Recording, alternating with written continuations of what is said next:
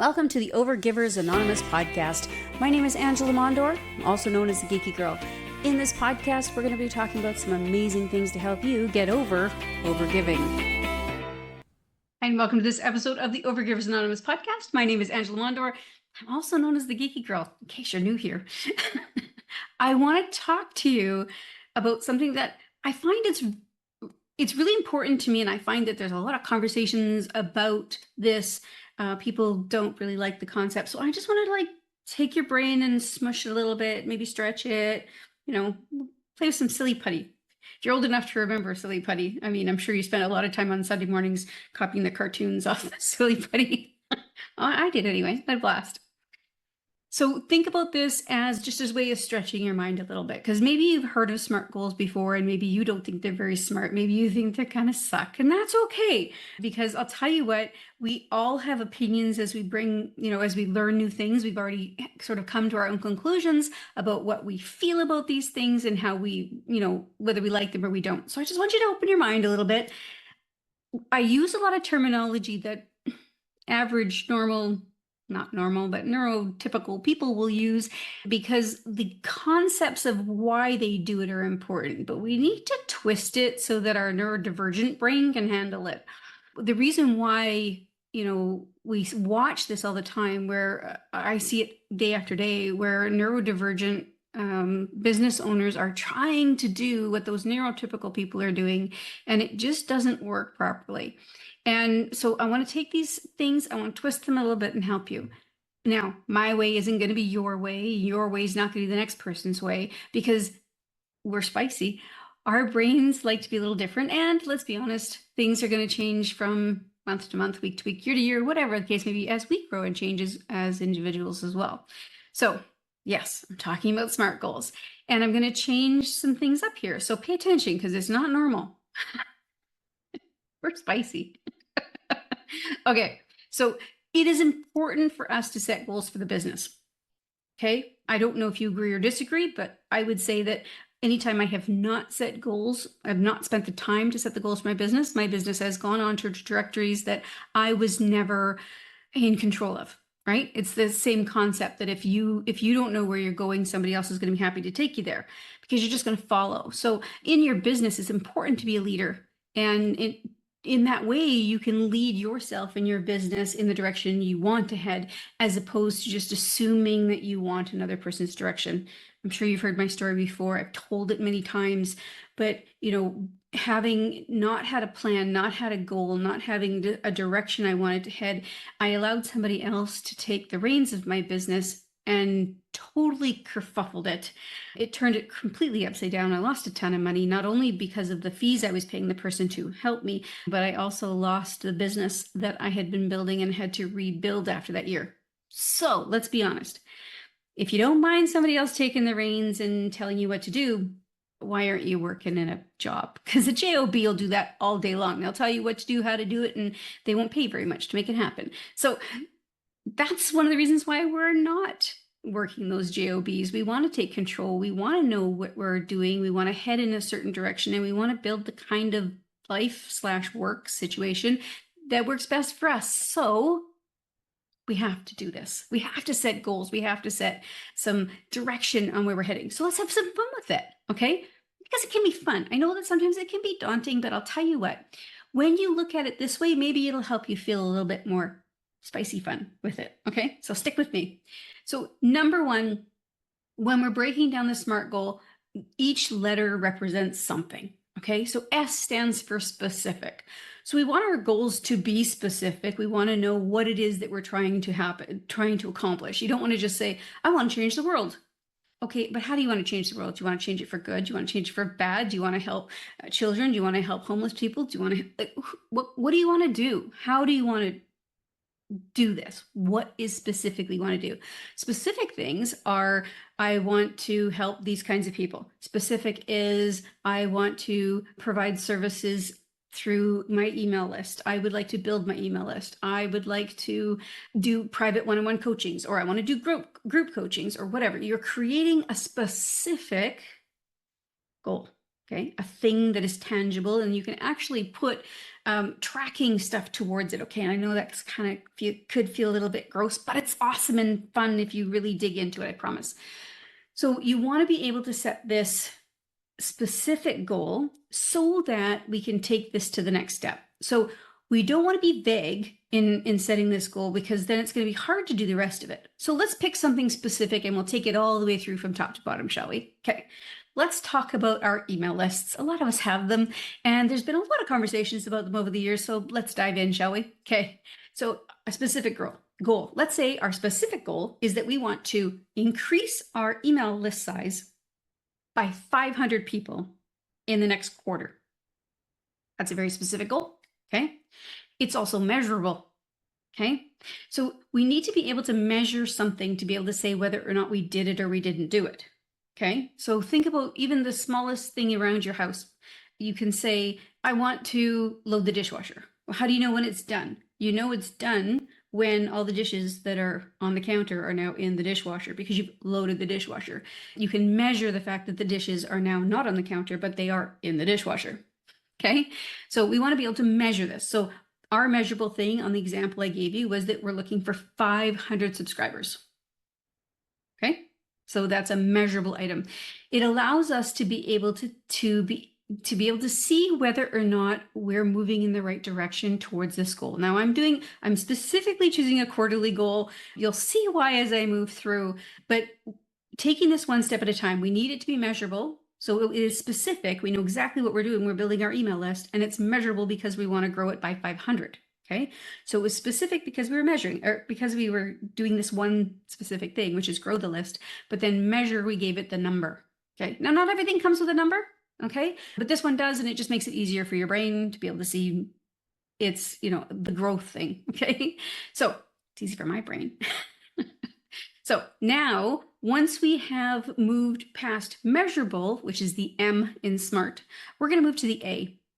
All right. Here's where the rubber hits the road, people. Not everybody thinks the way I do when it comes to the A. In fact, most people, it is across the globe, it is recognized that the A means achievable. Well, pooey on that, okay? Because I don't know whether it's achievable for me to hit 500 new subscribers in a quarter. It's just my goal. That's where I would like to be. Instead, I want to make sure that goal is actionable. Okay, so here's the difference.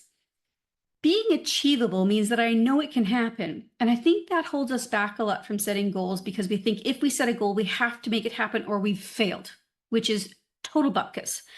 If you make a goal, you take the actions towards it, and you don't hit the goal, that doesn't mean to say you failed. It simply means that the way or the actions that you took were probably maybe not the right options for you or for your clients or for the particular task at hand.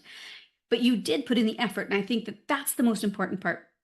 We need to honor the actions that we take, and the actions are the things that matter, not did we pass or did we fail, because that's just bullshit. Let's be honest. Okay, so actionable. When we start thinking about actionable, this is a piece where we want to break down the goal. Okay, so we're going to take, it's actionable because we can take actions in order to grow that list to 500. Okay, so when we take that SMART goal that we've built, we can then take the actionable part and choose which actions we're going to take in order to make it happen. All right, so this isn't about, is this goal achievable or is it not achievable based on your personal experience or based on somebody else told you it should be available to be done. This is, can I take actions to work towards getting that goal? If the answer is yes, then yay, we're on point. Okay, don't worry about whether or not you win or lose, pass or fail. That stuff is all erased. All I want you to care about is the actions you take on a regular basis. Okay, now regular, we'll get into that. Doesn't matter. The next one, which is the R, is relevant. So is this relevant to your overall yearly goals? Is it relevant to your business? Now, if you're a business who works solely in person inside your city or town, and you've never emailed them before, you don't have any intentions of ever emailing anybody, and you have no intentions of ever updating anybody about what's going on in your business through email or selling anything through email, it wouldn't be very relevant. You'd be choosing this goal because somebody said you should. Somebody's shooting all over you. Okay. However, if you're writing this goal because you are emailing people, you do have a global or online business, or you do want to update subscribers about what's happening inside your business, or perhaps you do use your email list to make money, then it is relevant to what you're doing inside your business. Okay, so the relevance is important. If you're trying to do something inside your business and you think, why am I doing this? It doesn't even make sense. It doesn't connect to what I'm doing. It's not relevant. And so let it go. It's maybe not for you. And that's okay. Just because it works for Sally Jane or Sam or whoever else, doesn't matter. If it's not relevant to your business and the goals and the trajectory you want to take your business, doesn't matter. Okay. So make sure that it's relevant to your specific needs inside your business and where you want to head. And T is time bound. Remember I said we were going to do this in 3 months. Okay. So it was a quarter's worth of time. Why is this important? Because we can put bookends on things. We can say, you know what, I'm going to do this for a certain length of time and see whether or not things are working properly or not in terms of accomplishing this goal. It allows you to pivot, to redirect. It allows you to reassess. I think it's really important. Our businesses generally work on a 90-day cycle. I don't know. It's a universe thing. Don't ask me why it works this way, but it does. And it's no surprising. We've been using quarters forever. But what you do in your business today generally shows up in your business 90 days later. It's a really interesting phenomenon. I've seen it with every business that I've had communication with, that I've helped. Any business owner, it's just true. It's like what we do today, there it is, 3 months later, it's showing up. So that's why I like to use the quarter methodology when I'm talking about this. It's not a huge goal. It's not like a yearly goal. We're talking about how much money we want to make over the next year and blah, blah, blah. Like that's a big goal. Our quarterly goals allow us to be able to do something for a shorter period of time, but then also give us the time to reflect through it. While you are doing this, now you've created the goal, right? We're going to, over the next quarter, we're going to grow our email list by 500. Okay. That is the goal. And now we need to take that and break it out so that we know what action steps we need to take, so that we know which way we need to head. What are those action steps? Then, as you apply those action steps, each month you can check in and say, okay, did I take the steps? That's the question. Did I do the work? Yes or no? Yes, I did the work. Fantastic. Did I get results I was looking for? Yes or no? Now, this isn't about you. Okay? None of this is about you. It isn't whether you're a good person or a bad person, a good entrepreneur or a bad entrepreneur. Throw that crap out the window. Well, all we're talking about is, did I take the action? Yes or no? If I did take the action, fantastic. I took the action. Did I get the results I was looking for? Am I moving towards my goal? Yes or no? If the answer is no and you took your actions, now it's time to pivot and look, which actions did I take? Which ones were most effective and which ones can I change? What's another way that I can do this, right? So if your first thought was, oh, I'm going to be on somebody's summit and that's how I'm going to grow my email list, but then you couldn't find a summit that you could be part of. You took the action because you tried to find the summit, but you weren't able to get on a summit. Maybe that's not a fast way to do it. And maybe you need to find a different way to do it. So always think about not just, did I achieve it or didn't I, but what are the steps I took? And, then were they the right or wrong ones? Now, let's go on the other side. Let's say the answer is no, I didn't take the steps. Question is, why not? Not because you're bad or awful or not because you suck, but why didn't you take them? One of the answers could be you're overwhelmed with too many other things. You've got way too many things on your plate, and this just wasn't as important as you thought it was going to be. That's a perfectly good answer. That means that either you have things on your plate that need to be taken off your plate so that you can focus on this goal, or it really wasn't as important as you thought it was. It needs to be put on the back burner, and there are other things that you can deal with right now. Okay. Another reason why maybe you didn't take the action is because maybe you didn't like the action. Maybe you thought, oh, getting on a summit is the answer and I need to do that. But every time you saw a summit application and you went to apply for it, you're like, oh, I don't want to do that. That's not how I want to do things. That's not, that doesn't feel good to me. Please listen to yourself. Okay. That isn't a slight on you, or that's not you're a bad person or you're not good at what you do. Instead, take that knowledge and go, okay, that's not the path for me. How else can I build my email list and what am I going to try next month? Okay, see where I'm going with this? This isn't about whether or not you're good or bad. It's simply about creating this SMART goal, then being able to dissect it and pull it apart so that you can build something that you love. Because it would suck for you to do summits all year long if they drained you and you hated it. But it would be beautiful if you loved joining freebie bundles, or if you loved joining, there's all kinds of other things to do. There's so many different things that you can do to grow your email list. But in that case, maybe creating your own freebies, maybe creating landing pages, whatever floats your boat. Try something different and find out what you like. And that's the important part here.